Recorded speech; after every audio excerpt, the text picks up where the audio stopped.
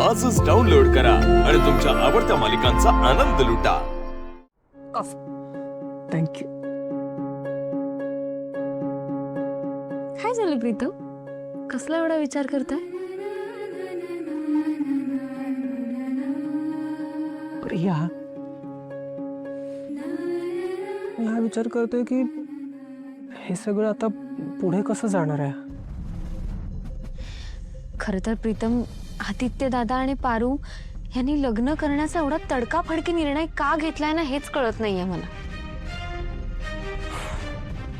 म्हणजे आता तुला माहितीच आहे की माझा देवावर फार काही विश्वास नाही आहे आणि मी फार देवदेव करत नाही, पण काल जे मी एक्सपिरियन्स केलं ना, इट वॉज मॅजिकल पण नाही म्हणता येणार, म्हणजे अशी कुठली तरी दैवी शक्ती होती तिकडे असं वाटत होतं. प्रीतम, हे सगळं तुम्ही बोलताय? नाही म्हणजे मी आजपर्यंत तुम्हाला देव, दैवी शक्ती हे सगळं बोलताना कधीच ऐकलं नाहीये. पण खरं सांगू, बरोबर बोलताय तुम्ही. पारू आणि आदित्य दादांमधलं जे नातं आहे ना, ते खूप स्पेशल आहे.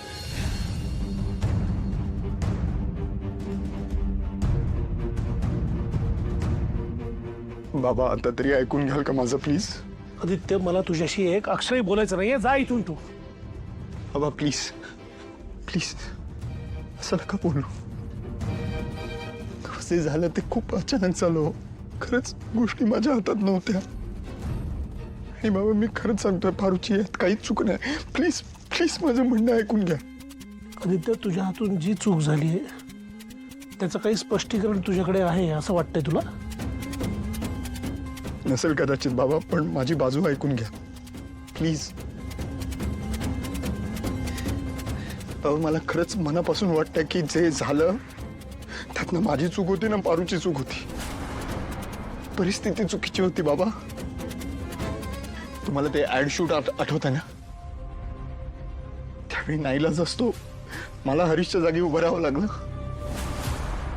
त्यावेळी पारूच्या गळ्यात मी जे मंगळसूत्र घातलं, पारू ते मंगळसूत्र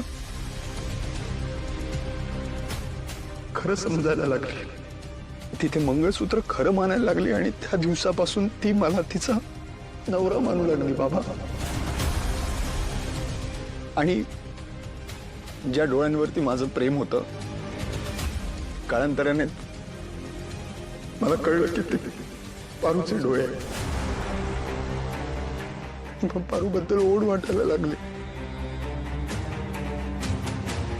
आपण पण एकमेकांवर जीवापाड प्रेम करतो, पण त्यांचं नातं प्रेमाच्या पण पलीकडे.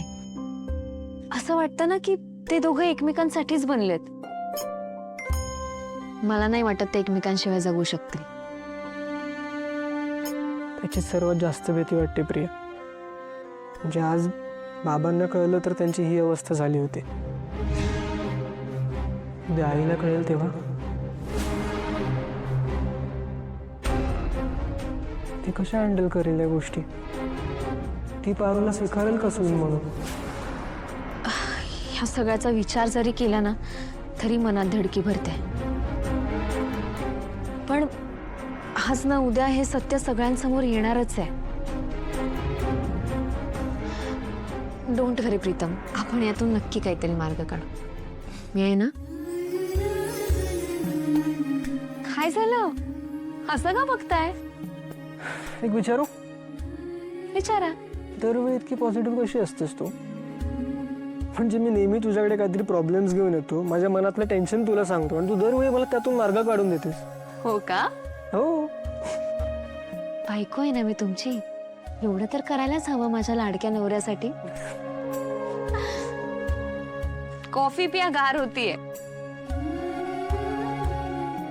तिने निभावलेल्या कर्तव्यांमुळे बाबा मी तिच्याकडे ओढला गेलो आणि तिच्या प्रेमात पडलो.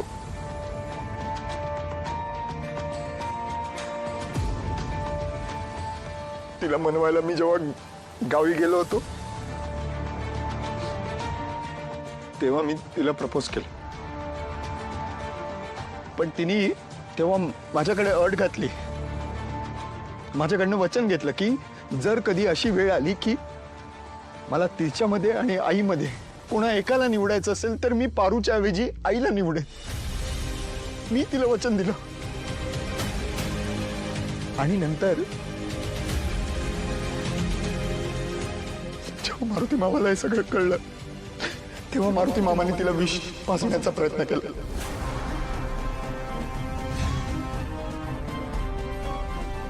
त्याला असं वाटत होतं की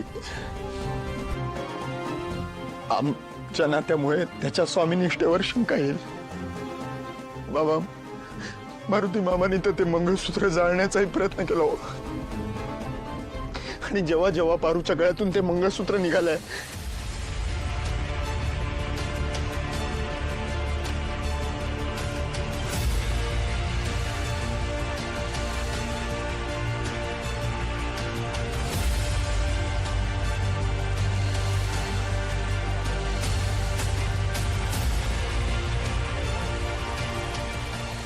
आणि गुरुजींनी आत्ताच पारूला सांगितलं की माझ्या सुरक्षेसाठी ते मंगळसूत्र तिच्या गळ्यात असणं खूप गरजेचं आहे.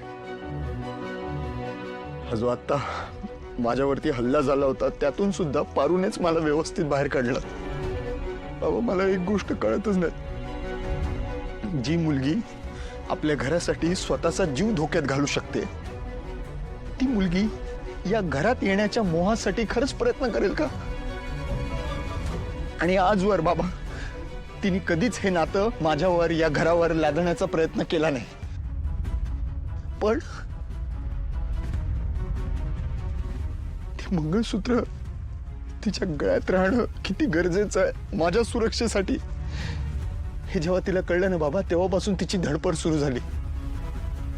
मग मी अशा वेळी काय करायला पाहिजे होतं बाबा, मला खरंच सांग. आईचा विचार. तू फक्त तुझ्या आईचा विचार करायला हवा होतास. हे बघ, तू पारूवर प्रेम केलंस, तिला प्रपोज केलंस, याच्यावर आक्षेप नाहीच आहे माझा. माझा आक्षेप आहे या गोष्टी तू आमच्यापासून लपवून ठेवल्यास याच्यावर. तू अहिल्याचा थोडा तरी विचार करायला हवा होतास ना. हे सगळं तिला कळल्यानंतर तिच्या मनावर काय परिणाम होईल याचा विचार केलास तू? तिने तुझ्यावर केलेल्या संस्कारांवरती प्रश्नचिन्ह उपस्थित करेल. ती शर्मेनं मान खाली जाईल तिची. चल, एक वेळ मी मान्य करतो की मी तुझा बाबा आहे, त्यामुळे तू माझ्याशी नाही बोलू शकलास, पण तुझ्या आईशी तरी बोलू शकला असतंस ना. तू आईला सांगितलं असतंस ना. तू म्हणतोस ना प्रत्येक वेळेला प्रत्येक गोष्ट आईला सांगितली पाहिजे, तिच्यापासून काहीही लपवून ठेवायचं नाही. मग तुझ्या आयुष्यातली सगळ्यात महत्वाची लग्नासारखी गोष्ट तू तिच्यापासून कशी लपवून ठेवू शकतोस रे? आदित्य, तू तिच्या सगळ्या स्वप्नांचा चुराडा केलायस आणि यासाठी अहिल्या तुला क्षमा करेल असं नाही वाटत मला. तुला तरी वाटतंय का सांग?